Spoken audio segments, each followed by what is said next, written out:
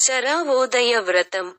మైత్రేయ మహర్షి పరాశర మహర్షిని సరావోదయ వ్రతం గురించి వివరించమని కోరాడు.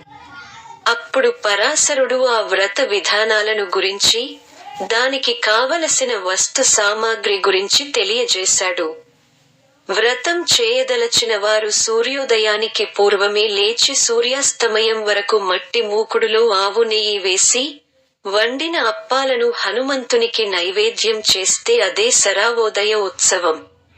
ఇది ఉత్తమ వ్రతంగా తెలియజేశాడు.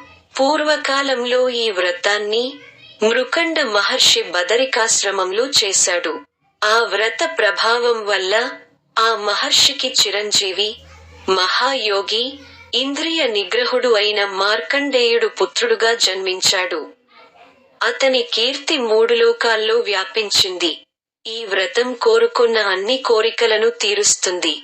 ఇతర వ్రతాలతో పొందలేని ఫలితాన్ని సరావోదయ వ్రతం వల్ల పొందవచ్చు. చైత్ర మాసంలో పుష్యమి నక్షత్రంలో మైందుడు అనే బ్రాహ్మణుడు పూజించి సంపూర్ణ మనోరథుడు అయ్యాడు. వైశాఖంలో ఆశ్లేష నక్షత్రంలో చేసి ధ్వజదత్తుడు మహా ఐశ్వర్యవంతుడయ్యాడు. వైశాఖ దశమి నాడు యవనాశ్వుడు పూజించి ముక్తిని పొందాడు. జ్యేష్ఠంలో మఘా నక్షత్రంలో చేసి హరిశర్మ హనుమ అనుగ్రహం పొందాడు. జ్యేష్ఠ శుద్ధ విదియ రోజున గాలుడు అనే కిరాతకుడు చేసి కుష్ఠవ్యాధిని పోగొట్టుకొన్నాడు. జ్యేష్ఠ శుద్ధ దశమి నాడు సుముఖుడు పూజించి ఆంజనేయుణ్ణి ప్రత్యక్షం పొందాడు. ఆషాఢ మాసం రోహిణీ నక్షత్రంలో చేసి ఇంద్రుడు వృత్రాసుర సంహారం చేశాడు. శ్రావణ పౌర్ణమి నాడు అర్చించి కశ్యపుడు సర్వాభీష్టాలు పొందాడు. భాద్రపదంలో అశ్వినీ నక్షత్రంలో సేవించి నాగకన్య నాగలోకం చేరింది.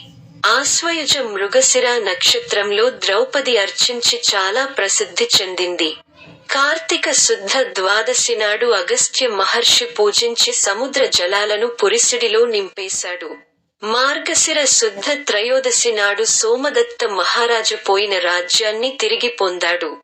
పుష్యంలో ఉత్తరా నక్షత్రంలో సుషేనుడు అనే గంధర్వుడు అర్చించి గాన విద్యలో మేటి అనిపించుకున్నాడు.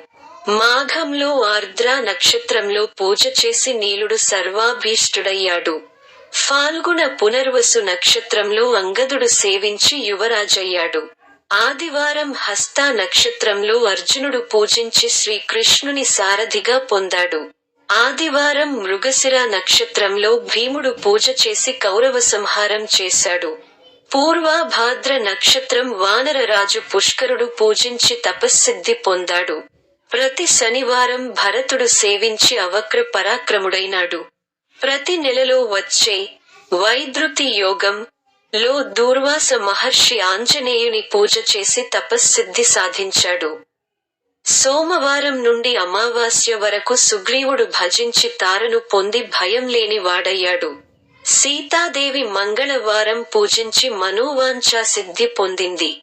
కనుక ఈ సారావోదయ వ్రతాన్ని భక్తి శ్రద్ధలతో ఆచరించిన వారందరూ కృత మనోరథులై అభీష్ట సిద్ధి పొందుతారు అని పరాశరుడు మైత్రేయునికి తెలియజేశాడు.